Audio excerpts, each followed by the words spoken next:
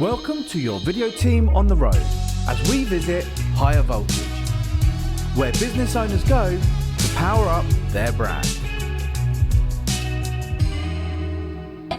Hello and welcome to YVT on the road here at Higher Voltage 2026. I'm joined by the gorgeous Joy. Joy, we were just talking red's attracted red here. Yes. I mean, we're all on brand. As it happens. I don't know if it was an intentional thing, whether there was a memo. No, they say the energy attracts the energy, right? Yeah, and there has been energy, funnily enough, energy today. Yeah, right? Yeah. So, Joy, tell us who you are and what you do, my lovely. My name is Joy, and I run a business called The Smiling Coach. I've been in business for 3 years, and the reason that I'm called The Smiling Coach is because I'm quite smiley. Yeah, I love it. And somebody warned me, like, you smile quite a lot for a coach. So I was like, yeah. I'm having that, thank you. Yeah. Screw you and your negative, you smile too much. Yeah. So what I do for a business is I help women who are like, and we heard a little bit about that today. It's like, who wants to be a millionaire? Who wants to fucking breathe, right? It's that. It's how do you take yourself from being like a business owner, a mum, somebody who's juggling all of the juggle, and come down back into yourself so you can re-find yourself, like the parts of yourself that you put on the shelf, the creativity, the fun, the feeling really like, oh, I feel alive. So that you can take that into whatever you want to take it into, so you can succeed with whatever idea of success you have, which may be to just have a wonderful life, or it may be to make millions. All of the above. Yes. But this is the thing, right? And as a woman, and I'm not throwing out any shade to you men, I get it. But ultimately, we label ourselves quite a lot. And that is something we do to ourselves. Yeah. I'm a mum, I'm a wife, I'm a daughter. Yeah. All of that, like, they are labels that come with you naturally, but we seem to walk around and talk those labels rather than going, I'm Rachel and this is who I am. Yeah. We seem to be everybody else's label first. Yeah, I think because we basically lay down before the age of 7 who we're going to be, and we've made up our minds before the age of 7 what a good mum is. Oh. Yeah, right? Disney, you've got a lot to answer for. So if we, and of course our mothers laid down before the age of 7 what a good mum is. So we have inherited a whole load of crap, really, about who we ought to be. Yeah. And we're allowed to do this, that, and the other, as long as, and we put rules on ourselves. Okay. So you go, do the business, as long as your kids are all right and the home is still all right. And, we have all that stuff. As long as that business is only between the hours of 9 and 2, because you've got to take them to school and bring them home from school and cook for them and do the washing and ironing. I don't do those things. So I think that the guys are experiencing this, and I'm seeing loads of guys on the school runs, but they are also experiencing the juggle, but without that subconscious guilt of you're failing, because they didn't get that from their dads, right? So we are living as like a consequence of how we're wired, even without knowing it. Okay. So that's what I help people to do, to come away from that and go, is this what I choose? Like when I actually look at this, is this what I choose? And what could I do? And usually I've not yet found a woman who doesn't have more power, more choice, more autonomy, more freedom, more joy than they've allowed themselves. They didn't choose that initially until they were able to work with you and then go, I can do that? Do you know what I actually could? I can do that. Why am I not doing that? I can do that. Who stopped me? Me. Whoa, what the hell? Yes. So do you think then, if that's the case, and we seem to be of a generational pivot point, that our future women have got hope, that they're not going to fall into that? Oh, I'd love that to be true. I've got boys, so they're doomed anyway. I've got boys. I've got boys. I would love it to be true, but this is what I see through the generations. You've got the wartime, like put up and shut up. It's not about you. Don't make a fuss. Keep a brave face, right? Yeah. And then we had who is my mother. Like, it's good to go out and work, but you also must keep the home. You must be able to balance this. And then you've got us here, sort of like, we grew up in the 90s, where the Spice Girls and things can only get better, and the possibilities of women, everything. And I was definitely raised this way. Everything that a man can do, darling, you can do as well. And then you get to a point in life and you go, I haven't got the energy or the bandwidth to do everything that I need to do. And that that a man can do, and now I feel really disappointed, and I feel like, when is my life is going to start? Like, because I'm holding all of this, it feels really unfair. How funny, because obviously you've gone down the Spice Girls and all that, which totally with that. But then I also went down the Disney route, which was that a man would save you. You know, Ariel was saved by Eric. You had all of those. So we were already growing up with this clashing mentality of going, you're women power, but you still need a man there with you. Like, and it's all going to be happily ever after, and a man will save us. And it is happily ever after. I've got a wonderful life. Really should stop slating him on these things. Like, I do love him, honest. Like, if you've watched the last 3 episodes, I'm like, oh my God, it's really bad. We have banter. We love each other. So I used to live with a tribe in East Africa, and I actually had both pregnancies of mine out in East Africa.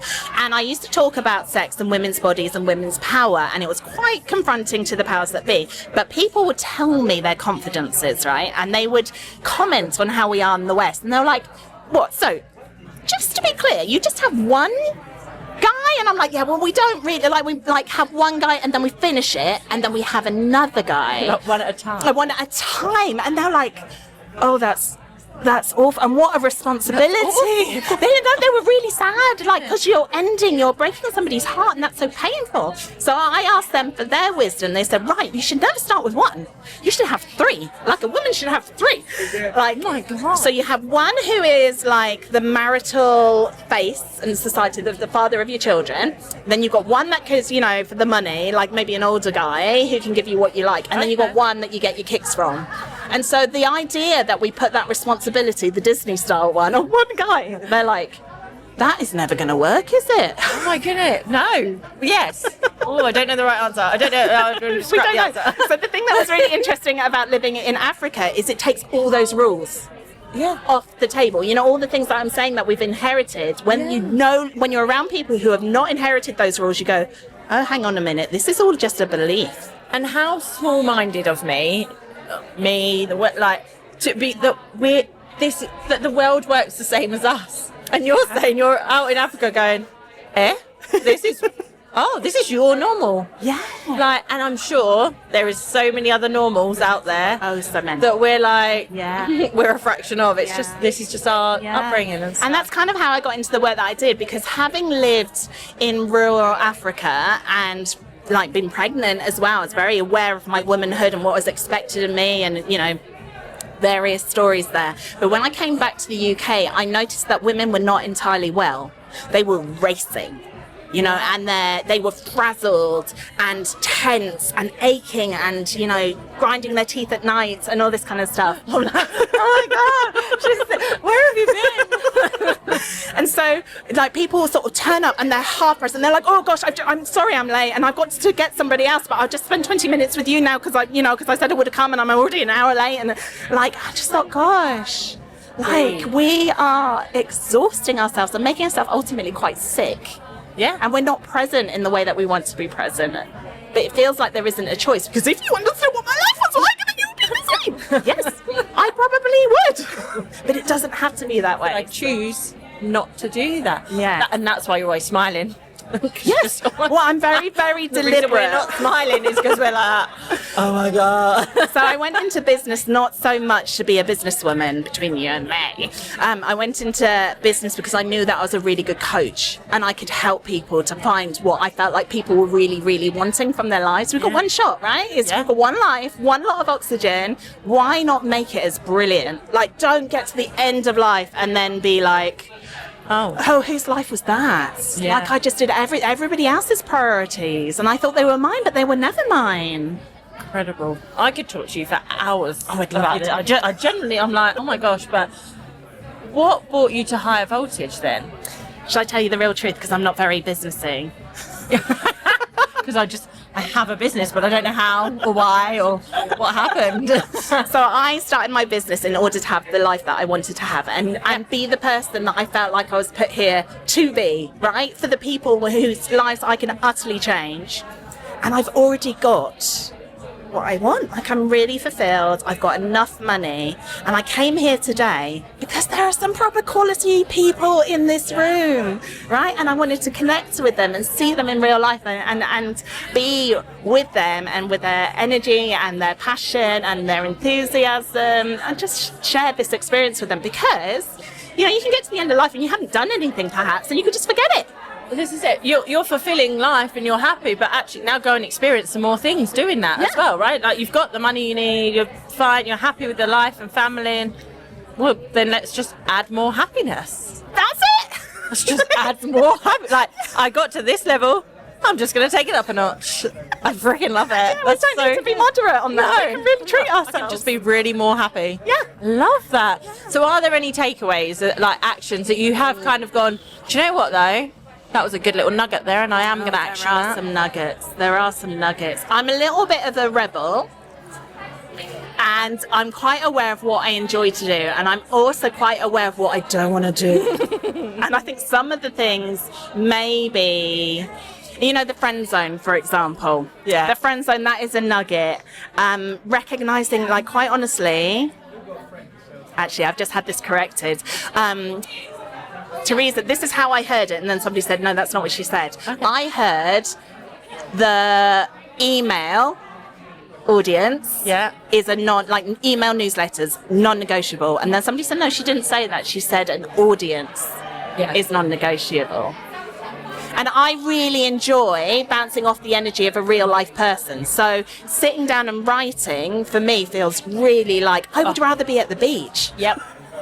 Well, I wouldn't rather be at the beach. I'd rather be in a room like this. Would you? Yeah. So I cannot stand doing my weekly emails. I'm like, I don't know what you're learning from me at the moment. You're just sign up, have fun. Like, I'll tell you a bit of something. But my thing is doing this and being in rooms. I did 266 interviews last year, and that's your happy spot. And I was like buzzing. Oh, amazing! I'm like, you should do that. And for me, it's not writing.